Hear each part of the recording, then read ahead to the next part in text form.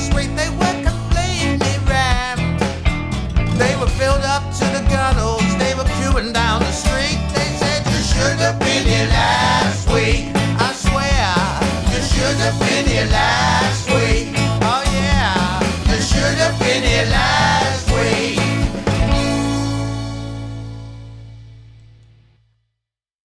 Hello and welcome to the latest episode of You Should Have Been Here Last Week, the podcast that likes to take a peek behind the glittery curtain at the world of comedy, in which myself, Steve Gribbin, and fellow comedian Paul Ricketts, hello, there he is, interview the movers, the shakers, the mirth makers and the circuit breakers of the comedy industry. And today's guest is Eminence Grise of the comedy world, a festival promoter, awarded the British Empire Medal for his services to comedy in 2013, interviewer, founder of the Leicester Comedy Festival, and now heavily involved in the brand new Live Comedy Association. It's the one and only Geoff Rowe. Welcome to the show, Geoff. Hi, how you doing? Thanks for having me on. I'll do the first question because I'm interested in the British Empire Medal. I was trying to think, well, what do you get for it? And the only thing I could find that you actually get for it, apart from the fact it's apparently 300 quid if you just flog the thing on eBay, is that you also get use of St Paul's Cathedral. So I'm just wondering when you're going to have a comedy gig in St Paul's Cathedral. I didn't know that was a thing. I've got somewhere, I don't know, I think it's in the loft. I do have a medal, but I didn't know about St Paul's Cathedral. It was a very odd thing. It is. I got genuine story. I got home from holiday, and there on my doormat was various bills, which it always is, and then there's a letter from Buckingham Palace, and it's. I mean, you know, it's a bit odd. Let's face it, it is a bit weird, but it was very nice. And I went to Buckingham Palace, and they have really nice ice creams, I discovered. Wait, did you actually get to meet the Queen? Did you? Did she give it? So, another slightly odd story. No, I got given mine by somebody else. I can't actually remember who gave it to me, but it wasn't anybody important. No. But when we went to Buckingham Palace, we went to an event there, and for people who've got medals and stuff. And we were stood. I'm not really into cars, but there were enormous Rolls Royces at the side of Buckingham Palace, like the biggest cars I've ever seen. And my partner and I went, and we stood and looked at these Rolls Royces, and then I suddenly turned to the side, and 3 meters away from us was the Queen walking back into her house from the garden party. And there was nobody with her. She was just, she's tiny. Well, she was tiny. And she just was walking. And I said, oh, she's probably going home now. She's going to her house. Very peculiar. But, there was also quite a lot of pomp and circumstance.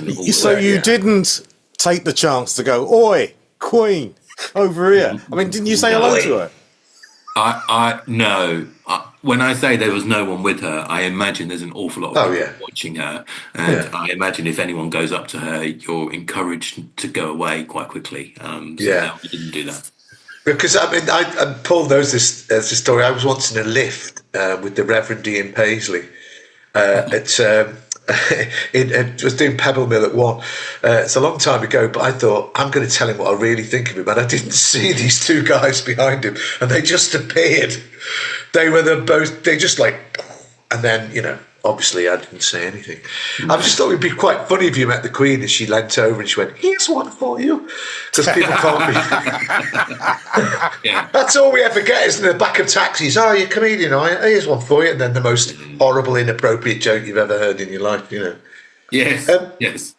Just the idea of the Queen going, 2 Commonwealth members go into a pub.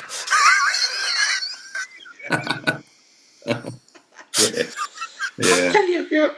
Oh dear. I want to ask about your book that you published called All Puns Blazing. Are you a fan of the pun? Yeah, as much as any other type of comedy. That was weird. So we set up years ago now, 10, 12 years ago, a thing called the UK Pun Championships, which happens as part of Leicester Comedy Festival. And it came about when the TV channel Dave were our headline sponsor, and we were talking about doing an event that celebrated British comedy. And we sort of talked about ideas, and then we came up with the idea of the Pun Championship. So for anyone who doesn't know about it, it happens in a boxing ring. It's a bit like a rap battle. So two comedians go into the ring and they pun against each other. And then there's a winner, there's a quarter-final, a semi-final, and a final. Jason Byrne hosts it.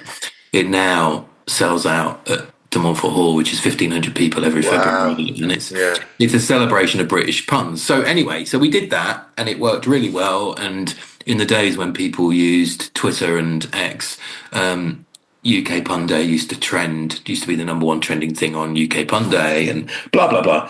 And then we did that for quite a few years. And then literally one day in the office, the phone rang and I answered it. And this person said, "Hello, I'm an editor of Penguin Books." And I said, "Oh, hello." And she said, "We noticed what you've been doing with the Pun Championships. Would you like us to publish a book as a fundraiser for the festival of puns?" And I said, "Yeah, you're from Penguin Books. You're quite well known for publishing books. Yes, please." So we then chatted about it for a while, and yes, the fact you said it's my book, I wrote very little in the book, Right. but they said to me, apparently books have to be published and written by somebody. You can't write a book by nobody. It has to be attributed to somebody, and because lots of comedians donated their puns towards it, Penguin decided that I would be the author, which is a bit of nonsense because I wrote the introduction for it, but apart from that, it's nothing to do with me. But it's a very misleading on Wikipedia because it says your book. It doesn't go into the ins and out. Yeah, it doesn't go into the ins and out of. I kind of guessed that it was, but yeah. I'm not disciplined enough to write a book. I don't think I could ever do it. Yeah. So is it a bestseller? I shouldn't have thought so. No, Well, it's sold all right. I think it was available in lots. It's quite nice. I don't know whether either of you have ever written or been involved in a book, but it is a bit weird walking into Waterstones and seeing your book on the shelf.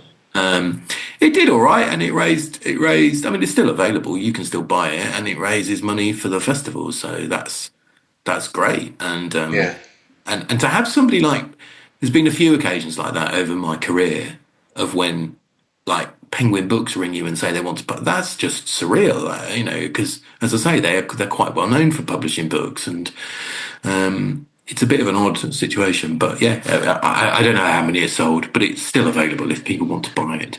That's a good plug, actually. So how would you describe your career? What is your career? What do you do? What do you call it? Yeah. Well, now, because I left the festival about 3 years ago, so now I don't know, actually. I find it difficult to describe who I am and what I do, but I think probably a comedy producer is probably what, I mean, I was involved in setting up Leicester Comedy Festival in 93, and the first one was in 94. But when I was 13, I put on my first music gig. And wow. I didn't know, so I promoted bands throughout my teenage years, only, little things in our local village hall. And I didn't know what that was called. I didn't know, whether I was a producer, promoter, gig organizer. And then after a while, I got to realize that being an organizer is a sort of job and a profession. So probably comedy producer is what I would describe myself as. And obviously, well, I say obviously, I was involved in developing Leicester Comedy Festival for 30 years, set up a thing called the UK Kids Comedy Festival, which happens alongside it. And I guess being a producer, you get involved in the program in terms of booking acts, but also all the other stuff that is necessary. So the money, raising the money, getting the right partners involved, making sure that the books balance, or if they don't, you've got a way out. of finding the money. All of that stuff is what a producer does, I guess. So yeah, that's how I would describe my career. My parents, of course, are still waiting for me to get a proper job. But that won't ever happen, I don't think. I'm too old for that now. Yeah. I mean, what was the initial impetus really behind the setting up of the Leicester Comedy Festival? What made you want to do it?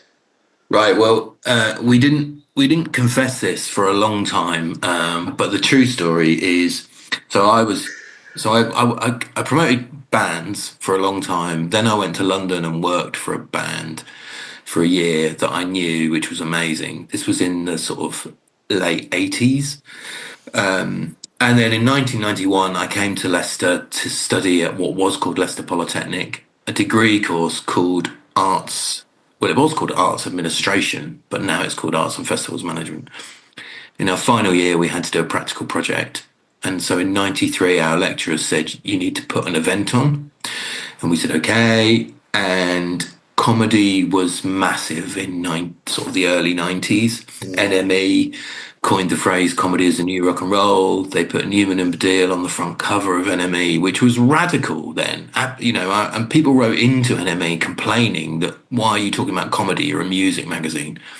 And I remember them writing about people like Sean Hughes and Linda Smith and Mark Thomas and all these kind of people, Jeremy Hardy and Eddie Izzard, I think, was written about as well. And so we got into a group and said, it wasn't me, but somebody else on the course said, why don't we put on a comedy festival? And it sounded like a fun thing to do.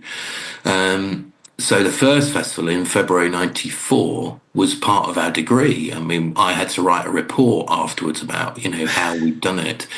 But it worked. We got 2 patrons before the festival started. So I wrote to Norman Wisdom and I wrote to a guy who in those days was massive, called Tony Slattery, and said, would you both become patrons? And they replied and said yes. Tony rang my student house and said, could he speak to Geoff? And my housemate said, I think Tony Slattery's on the phone. And he was hugely famous.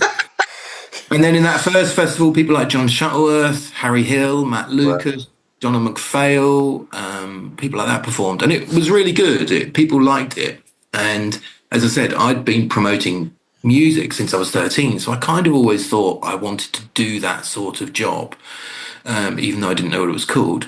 So then we graduated, and then me and 2 friends didn't really know what to do. And so we stayed in Leicester and said, well, should we put on the festival again? And for I speak to quite a lot of people who want to set up festivals, and the bad news in some respects is it took us about 10 years to realise that it was sort of around to stay. It was not just something that happened for a couple of years. And looking back, 10 years is a long time, right? But it took that long for it to become vaguely established. But we got so much support from all sorts of people. It was great, and it was such good fun. We just did it. It was sort of a hobby. It wasn't a serious thing in any way, shape, or form. And then after 10 years, I really wanted it to live. It sounds a bit pompous, really, but live forever. I think it's really good. And I know, of course I'm going to say that, but I do think Leicester Comedy Festival is bloody brilliant in the way in which it engages with all sorts of people and emerging comedians and community projects and schools and young people and famous comedians. I'm so proud of it. So after about 10 years, I thought, I need to do something to put this into a position where it could live forever and ultimately I could leave and it would carry on.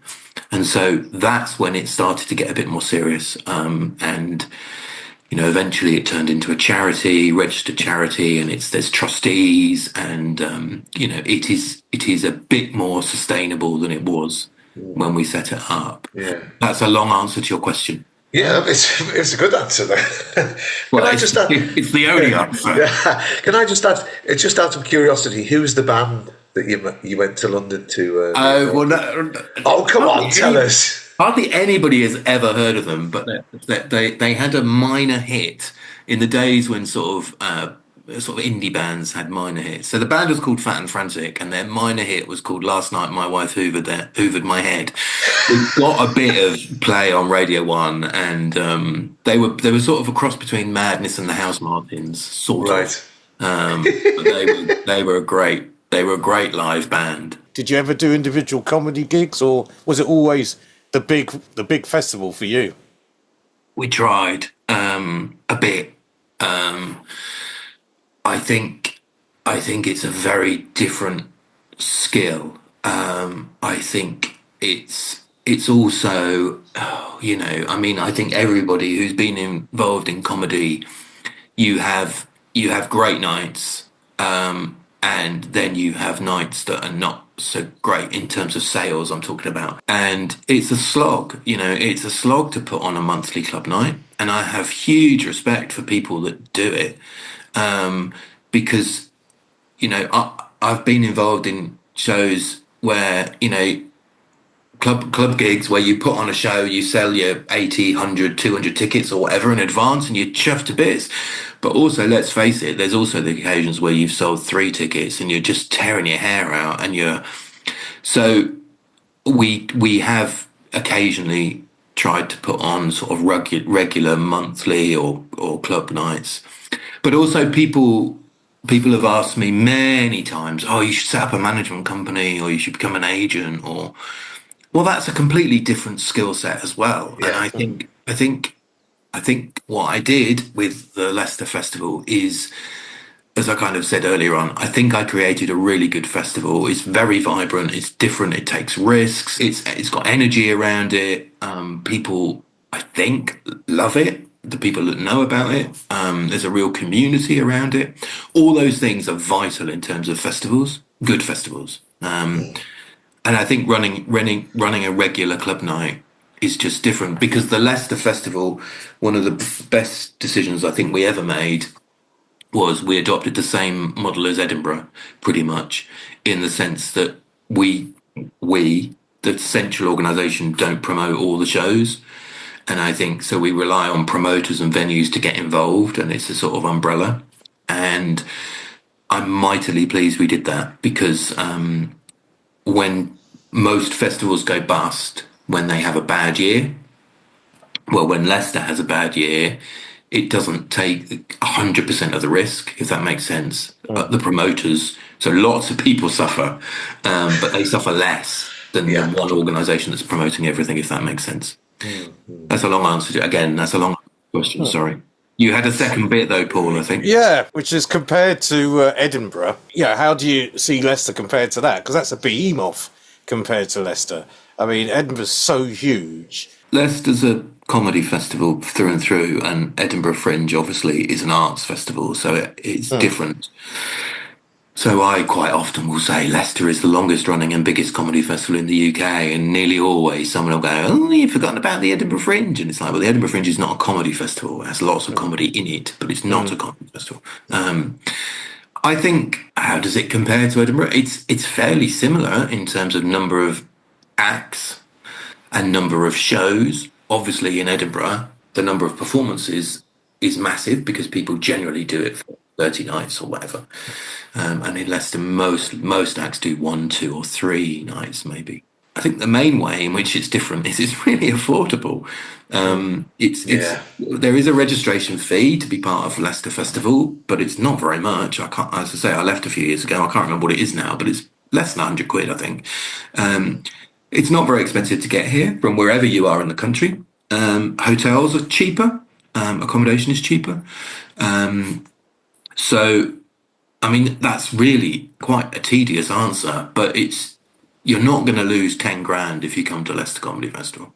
I'm a big fan of Edinburgh, don't get me wrong. I think Edinburgh is wonderful. I think it's going through a period of evolution, as it has done many times before, and I hope it survives, and I hope people continue to support it. But I do totally understand why people don't want to don't want to go. I have that conversation all the time with comedians.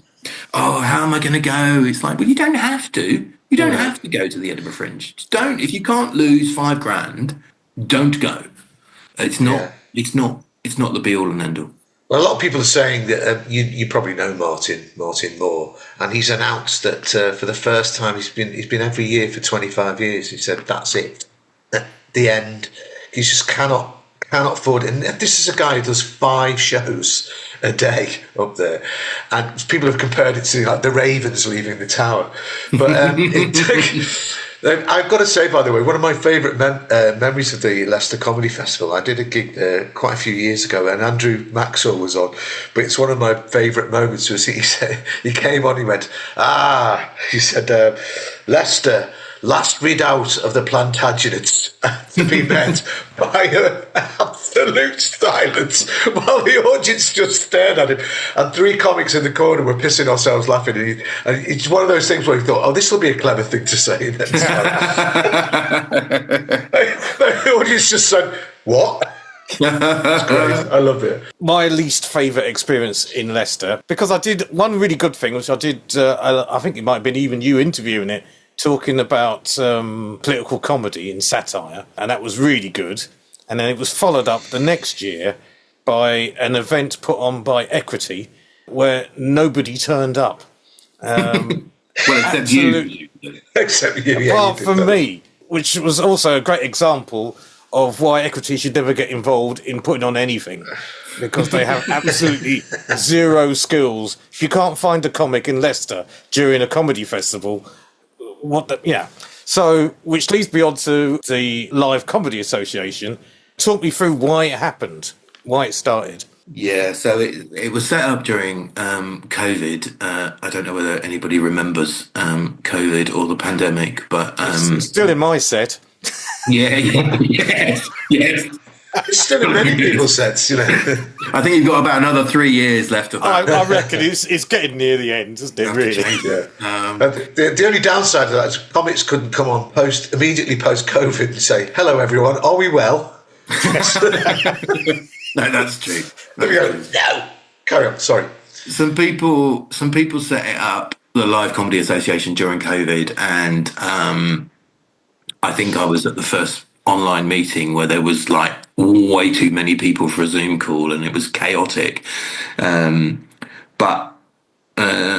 then I think I was then elected to be on the sort of board, and it had some quick wins.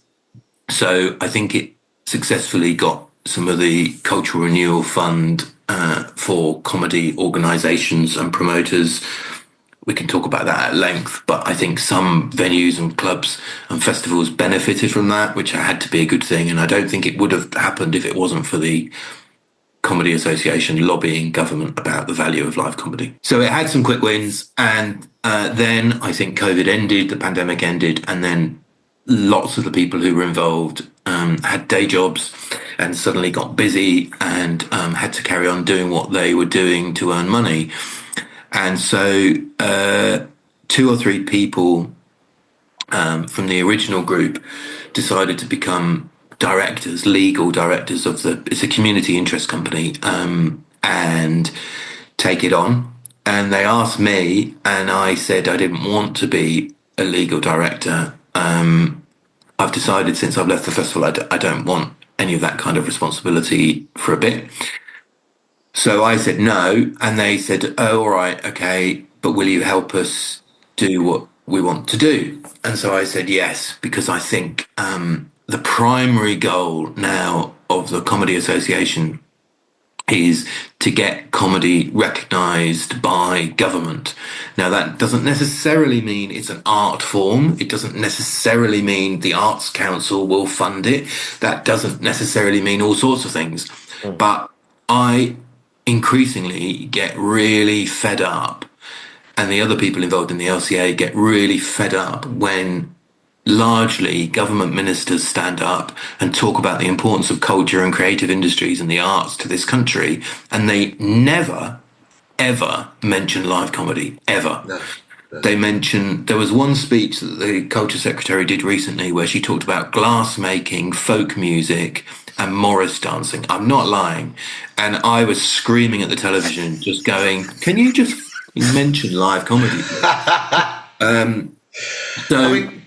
So sorry, carry on. Yeah, no, glassmaking is one of my. No, it's not. You also do a podcast about glass. I know, but I actually agree with what you say, because it's the patronising attitude to comedy that you get from a lot of those people in power. They said, it's like the little kid brother or sister of proper theatre or proper stuff. And by implication, of course, they think it's dead easy. And I always think to myself, well, you fucking have a go at it then, if you think it's so easy. Well, we've seen them. Actually, we've seen them give it a go, though, Steve. Oh, yes. We have done enough political gigs and seen politicians try to be funny, and it is painful. It's a painful and awful thing to see. Yeah. The other thing is, of course, they're dead scared of us. Politicians do not like comedians for the obvious reasons. We might take the piss out of them, and we probably will. Yes, I think that's true. I also will say, and some people get annoyed with me when I say this, but I also think I've been involved in comedy, as you two have, for a long time. I don't remember ever there being a sort of coherent approach from the live comedy sector to work together and talk to government. So the thing I'm finding, which is really good, by the way, is when policymakers, I'm talking to them about live comedy, the conclusion we come to as to why live comedy is never mentioned is largely because no one has ever asked. Nobody's ever gone to Arts Council or government or DCMS or whoever it is and said, hello, we represent the live comedy sector and we think we're really important, and did you know X, Y, and Z? So I do think we, as the sector, have to take some responsibility for not having a position or profile or whatever.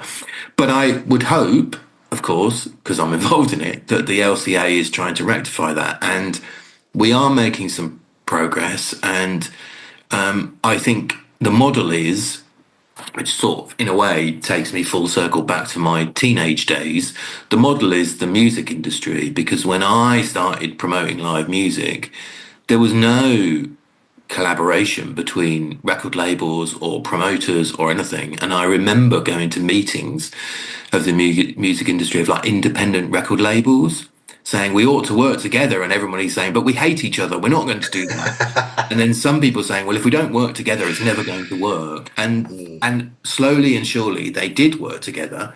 And there's brilliant organizations like Music Venue Trust, for example, who've made real leaps in terms of getting live music recognised. And I think that gives me hope in terms of live comedy, because we the Live Comedy Association is not just for comedians, it's also for agents, promoters, directors, blah, blah, blah, blah, blah. It is also for comedians. But if we don't collaborate and talk to each other, not on everything, and not everything the LCA does is going to satisfy everybody, but it's about trying to get some coherent voice. And as I say, our primary goal is just, if Lisa Nandy, the culture secretary, stood on television and said, live comedy is important, that would be really, really significant for all sorts of people, for all sorts of reasons. And since I left the festival, I'm on a bit of a mission to make that happen, because I just think it's so important. And it's stupid that it isn't like that already. It's just ridiculous. So it's very simple. Just sort it out and then we'll all be better. Yeah, you can't really imagine a government minister saying, I'm off out to see, X, Y, and Z, or Peter Kay or something, in the same way that would go, oh, yes, I was at the opera the other Absolutely. evening. They freely admit that. But and they do. I mean, some people in political people do go to comedy. Of course they do. Of course they do. And if you look at things, for example, like I was watching it the other day. Have I got news for you? Politicians, they're all over. Have I got news for you? And they want to be on it, and it gives them kudos. And so I agree, Paul, about politicians quite often don't like comedians because we might be horrible. Well, comedians might be horrible about them, but get over it. You know, it's like just. There's also there's a lot of brilliant stuff in comedy, which I try to reflect in terms of the comedy festival. But you two will know, there's loads of comedy stuff in schools, to improve health and well-being, mental health, prisons, Yep. care homes. There's all sorts of, and the LCA embraces that as well as, Michael McIntyre at the O2 or whoever it happens to be. And politicians know nothing about that. They know about rap music in schools and prisons. They know about African drumming. They know about poetry. But the idea of comedians helping children raise their confidence and self-esteem, that's nowhere on anybody's agenda. And all of that stuff is really important. What are your predictions for where comedy's going to go in the future? I mean, I can only really talk about live comedy because that's my background, and I think it seems at the moment to be booming. Generally, is what I hear. I think there's obviously some clubs and promoters that are struggling, and I think there's probably quite a lot of comedians who are struggling too to get gigs and whatnot. But I think across the board, it's going really well. I think. There's no end of clubs that seem to be popping up in what might be called rural locations or out of city centres, which I think is really interesting. And I think that's largely because people are travelling less than they did before the pandemic and want to stay local and all of that. I think, so I think there's cycles with live comedy, and I've seen many of them in my 30 years. I think sometimes it's more popular than others. I think during recessions or when times are hard, I think live comedy booms because I think it's reasonably cheap to go to as an audience member. You compare it to a West End musical or something like that, it's reasonably priced. And it tends to be short as well, so I think audiences can, your investment is 2 hours, 2.5 hours at a show, rather than an entire evening. So I think it's going really well. I think it's becoming more inclusive and more diverse, which I think is brilliant and necessary. I think, and I think the industry is changing, and I think that's got to be a good thing. I think it's becoming more democratic. I think it's becoming less London-based. I think it's becoming more, I'll say, ethical. I think there have been times where the industry, as a general rule, has been purely commercial, and how can we make as much money as possible? And I think making money is great, and I don't have a problem with anybody making any money, but I think you can do it in a way that is ethical, and also think of other ways in which you can measure your success, not just in terms of how much money you're making. So I hope, I think the social conscience of comedy is getting better, and I guess all of that means, and again, when I started Leicester Comedy Festival, this was deeply uncool, right? And lots of people would say to me, what on earth are you talking about? Just book some comedians, sell some tickets and make loads of money. But I do think with the festival and now, I think it's just really important that we look after each other and we're not bastards. And I think, that's true for comedians. That's also true for comedians working with promoters and agents and managers, and I think with the audiences, I think and that doesn't mean you can't tell edgy jokes. That doesn't mean you can't be controversial. Of course you can, but just do it in a nicer way. And I think I see lots of green shoots of that. Coming from within the industry, and that's got to be a good thing. It's a weird industry. I describe it quite often as a cottage industry. There's lots of individuals doing what they do in their back bedrooms, offices at home, and then people like you guys will turn up at a gig, do your 15, 20 minutes or whatever it is, or a tour show, and then you'll drive yourself home. And, it's not, there's not much bureaucracy involved, and that's brilliant in many ways. But it also means that collaboration is low on the agenda. I'm going to bring it back to money. Because one thing, when the Live Comedy Association started, and my initial reaction was, oh, great, brilliant, we need something like this, I would make the comparison to the UK Theatre organisation, that's an organisation that promotes UK theatres. It's in the name. It's really obvious. And then out of that, I think that came first, and then there was groups that came to represent certain groups of theatres, theatre owners, and then there was an organisation to represent the actors, which was always Equity, and supposedly Equity are supposed to represent also comedians. There isn't a group that represents any group of promoters or producers, because you need two groups so they can meet up and discuss the thing I want to talk about, which is money. The money in comedy hasn't gone up. It's a running joke in this show. It hasn't gone up in 30 years. And that affects the performers more than it affects the producers, because the ticket prices have gone up, but the money that promoters pay to acts hasn't. I do want promoters to make money, because without that, there is going to be no gigs. Yeah. And I think everyone should make money. I've not a problem with that. Is there a way that the Live Comedy Association, even though they represent everybody, and they do, that they could turn their mind to how can we raise the amount of money that professional comics get paid for doing their work? I don't know. Maybe is the answer to your question. I think at the moment, right, there's 3 directors of the LCA, and there's me helping them out from time to time, right? So I think some people, I'm not saying this about you necessarily, some people think it's some enormous organisation. It's just a few people doing the best they can, right? We have decided very, very clearly that right now, the most important thing we can do is get comedy recognised by government.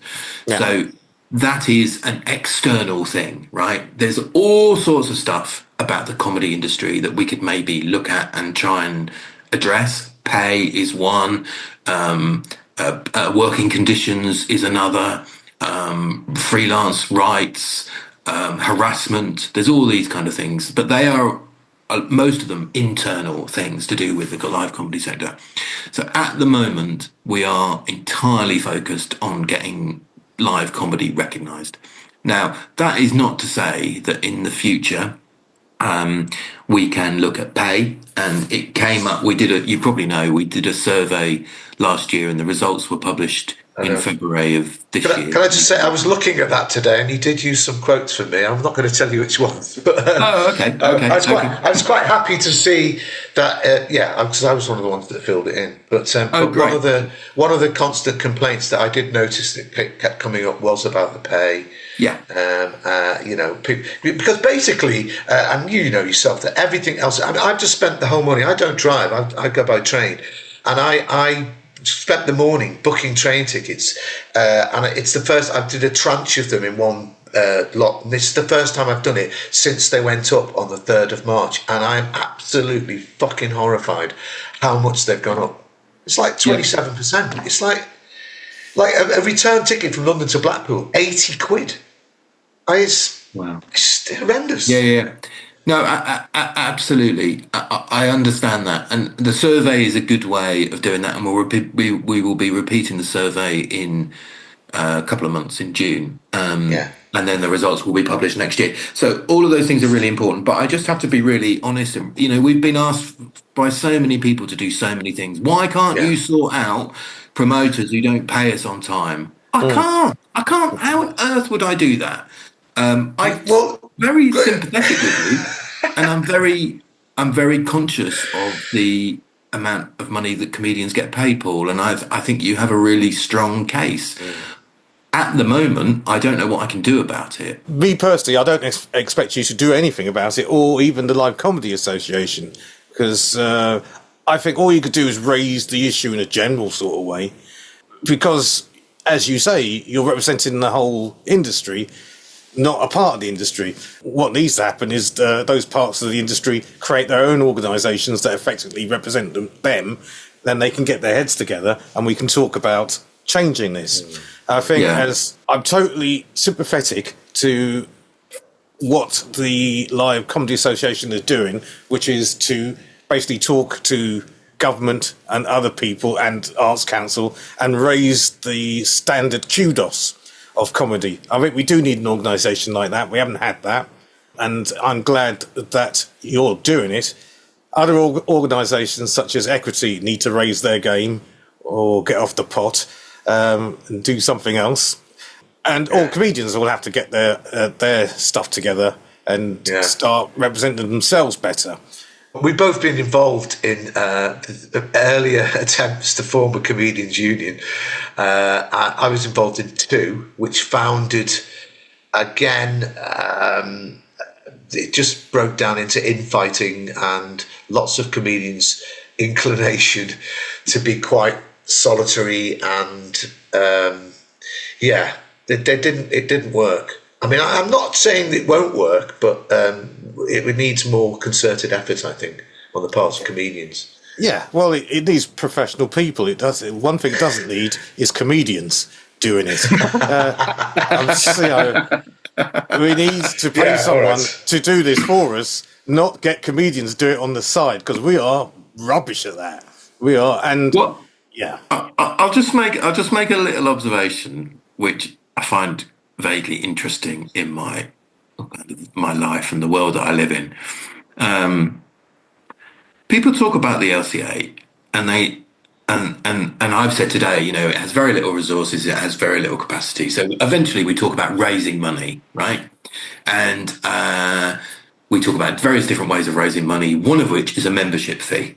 At which point, overwhelmingly, everyone goes, well, you can't expect people who work in comedy to pay for a membership organisation. And for example, I'm talking about like £10, £5 a month or something. Yeah. I'm not talking about a lot of money. And I find it really interesting that from a sector which is nearly entirely self-funded, right?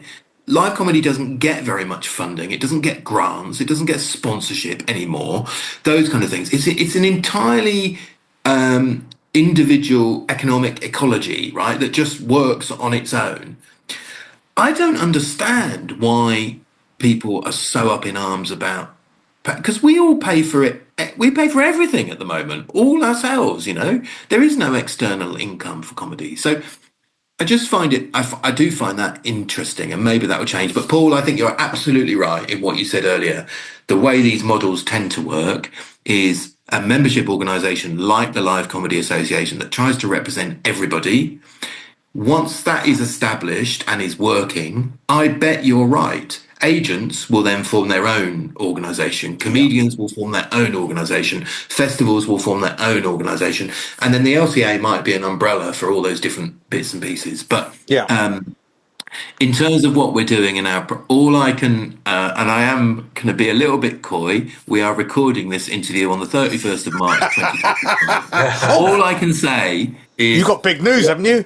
Didn't you? I read on your... Day. Yeah. And I was going to press you on that. It might be tomorrow, but we are making some progress, is all I can tell you. Well, yeah, thanks for talking to us, Geoff. Yeah, thank you, Geoff. Thank you very, very much. And Pleasure. We'll talk to you later. All right. I'll speak to you later. Take care. Bye-bye. Bye-bye. So, yeah, that was Geoff Rowe. It's weird enough that I saw, was it Katie Hopkins is doing a tour, fuck's sake, a stand-up tour. I like the fact you can just totally I don't need to practice it. I don't need to do it in front of an audience. I don't need to try it out. I'll instantly go out and do a tour of stand-up, and people will happily come along, and it's sold out. A lot of it. That's the shocking thing. But apparently, you can't say anything nowadays. That's the. Well, yeah, I don't think you'll be able to once you've seen that show. With your mouth hanging down to the ground, going, that was so bad. But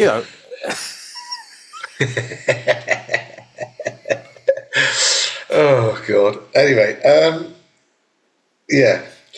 I was going to say, well, we have to await the bombshell from Geoff. Yes, it Who is knows true. what it could be? I know. Maybe the royal family are going to go out on tour. Yeah. We'll start off with Andrew doing a Type 15.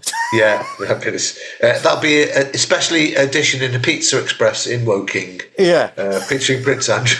Because he's always there. He's always there. Yes, he is. So, well, anyway, it was good to have him on discussing the Live Comedy Association. And as always, we say at this particular point, I don't know why I should. We have to do this live every time. I could just edit an old one in. Say it as I always say. Could do. Like, subscribe. Tell your friends. Share, Sonny and share, and all the rest of it. Why don't I just edit one of the old ones in? But I know it's got to be new every time to get people to do what we want. The spontaneity is what makes it. Is it really? No. It's live. It's live. No, it's not. It's not live. Yeah, well, it's live. It's recorded live, So. It's recorded live, then edited, and then put onto an external hard drive for a couple of weeks, and then eventually begrudgingly put out. Released into the wild. Yeah. Almost kicked out the door, really. Yeah. Get out of here. You go. Get out of here. I've had enough of you. So please do like, share, and subscribe, as Paul said, and also, watch it, listen, and if you've got any comments, please send us nice comments. Yes, indeed. Yes, emails with suggestions, or even abuse.